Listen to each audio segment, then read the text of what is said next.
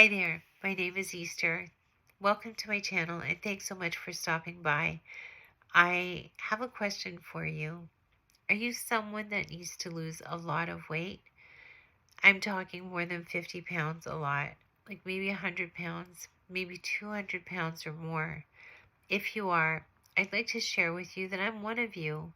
As little as 21 months ago, I was 180 pounds heavier than I am now. I weighed 350 pounds. So what you see looking at me right now is less than half of what I used to be. My shoulders were massive.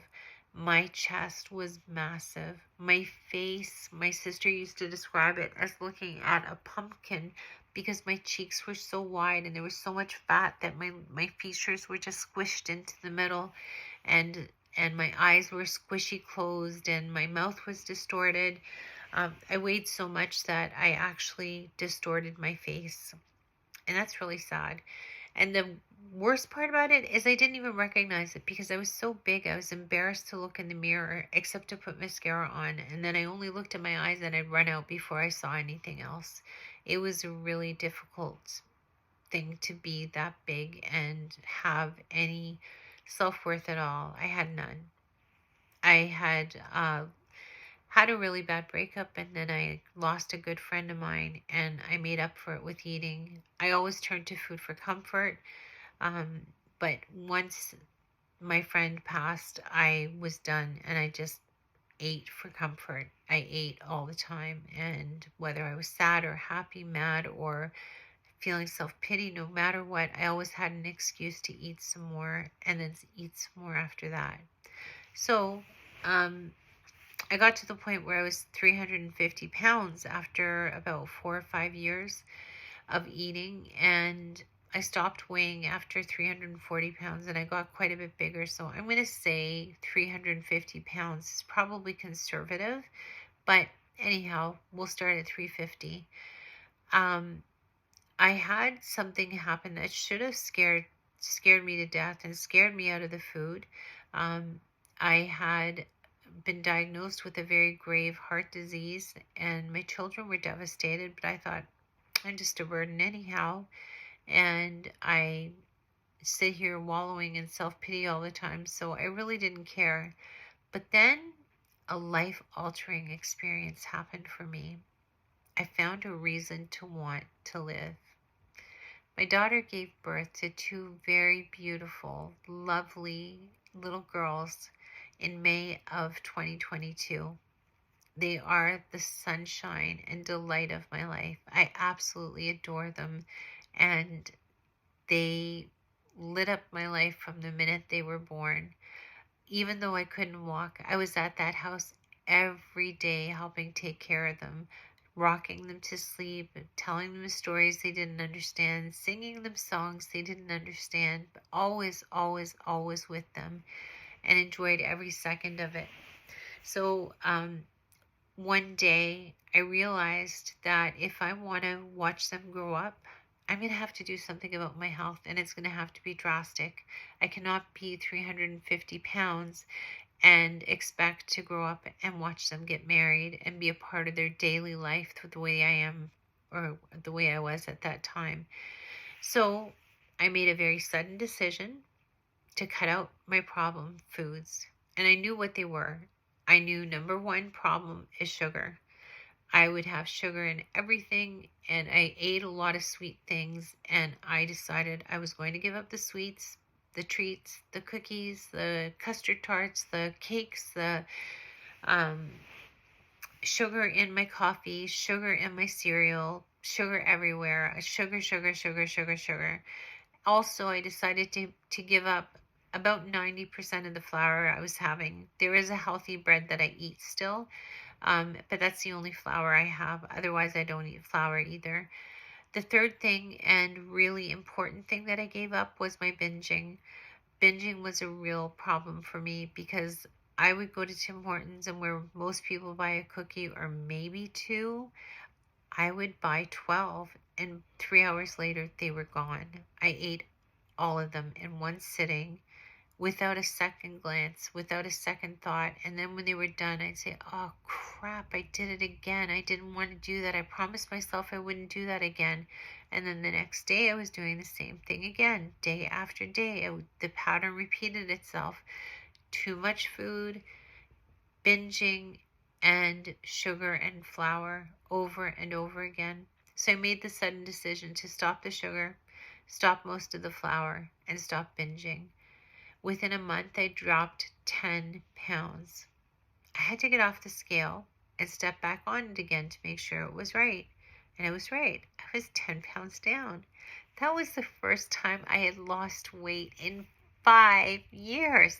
I was ecstatic. I was beside myself. I could not believe that the scale was actually heading in the other direction. I was delighted. And so that kept up. Month after month, I was dropping 10 pounds and dropping 10 pounds.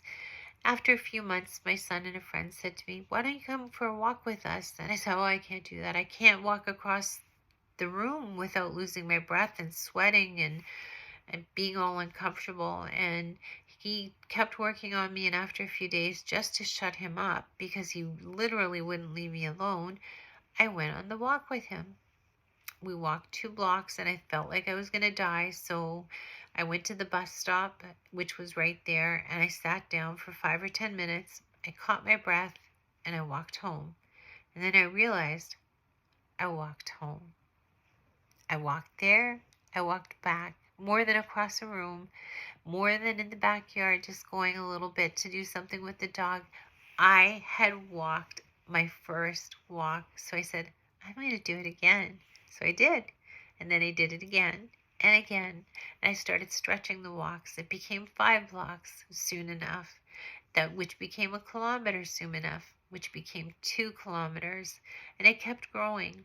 And I have a friend who's a real fitness buff who really encouraged me along the way to push a little bit further until I got up to about 9 or 10 kilometers. And then he said, that's enough for the day and that's a good amount. And then started encouraging me to do a home workout. And I thought, yeah, I can do that. There's so many things on YouTube and there's so many apps you can get. So I actually got a couple of apps and started doing regular workouts at home, still eating healthy, still watching what I'm eating.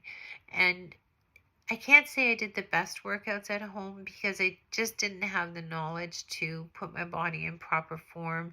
I didn't have anyone watching me and coaching me, but I did the best I could, and I'm sure it helped because in January of this year, which was now 4 months ago, my daughter brought me to the gym with her, and she brought me a second time, and the second time she surprised me and bought me a membership. And I was beside myself. I was so excited. I liked the gym so much. Since then, I go 5 or 6 times a week. I still try to go for my walks fairly often. I go for shorter walks 5 days a week, but the long walks I only go a couple of times a week now. And I was, sorry, my eye is itchy. I now can do 2 classes without thinking twice about it. My stamina is incredible. My energy level is insane. Like, I feel like it's so strong that if you're standing beside me, you're actually going to catch it because it's that strong that I feel like it's contagious and tangible and palpable.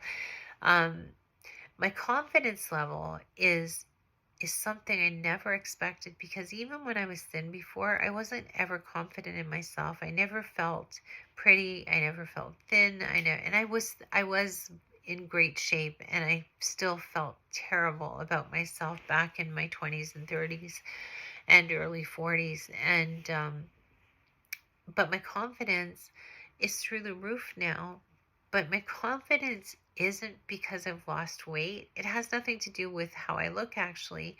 My confidence is because I made a decision to do something and I stuck with it.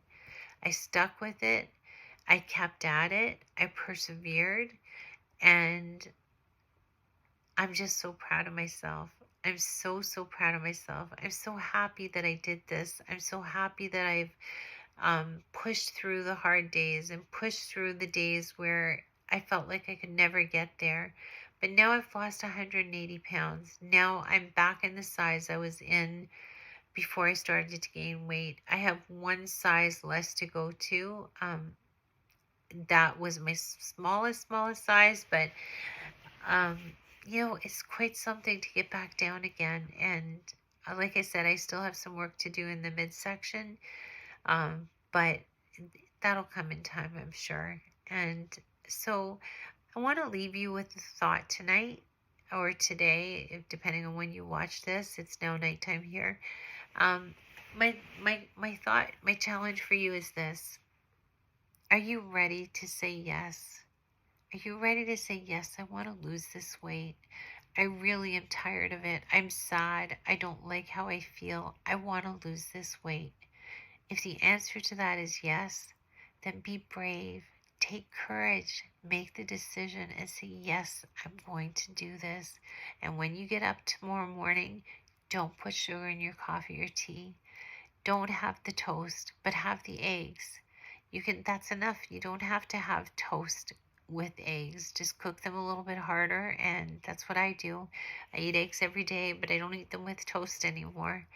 And just take courage and say yes. And you know what? You can do it. I did it, and I'm still doing it, and I'm happy and I'm proud and feel fantastic.